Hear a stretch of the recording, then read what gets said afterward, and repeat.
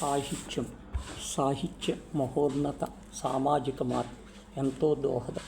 కవులు రచయితలకు సామాజిక విధ్వంసం మూలాలు ఛేదించటానికి ఆయుధం సాహిత్యం. బాధ్యతాయుతమైన మహోన్నతమైన సాహిత్యాన్ని విద్యగా మలిచి సాధనగా మెరుగుపరిస్తే ప్రేమ అభిమానం సాహిత్యంలో పుడుతుంది. చిగురించిన ఆశ. కదలిక లేని చెట్లు ఎండలో ముంచే జడివానలో ఆకులు రాల్చుతూ మాడిపోయి ఓర్పుతో సహిస్తాయి. వసంతం వస్తుందనే ఆశ. వసంతాల రాగానే చిగురించి పుష్పాలు పుష్పిస్తాయి.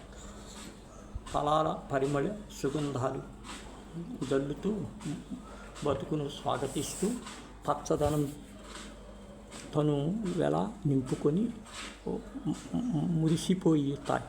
ఆశ చిగురించి రెక్కలు విప్పి పుష్పించే మొగ్గ పరిపక్వతను చెంది సమాజానికి ఎంతో ఉపయోగపడుతుంది. బంధాలు బాంధవ్యాలు నడిపించే వ్యాఖ్యాలు మన మేళ మెలగాలి. బంధుత్వాల విలువలు రక్త సంబంధాలు మరిచిపోయి ప్రేమ కలకాలము నిలిచి తాపత్రయపడుట పెళ్లి చేసిన మనవడి మనవరాలతో అంతరార్థం. కుటుంబంలో తీరగని పరాయి అనే భావన కలగదు.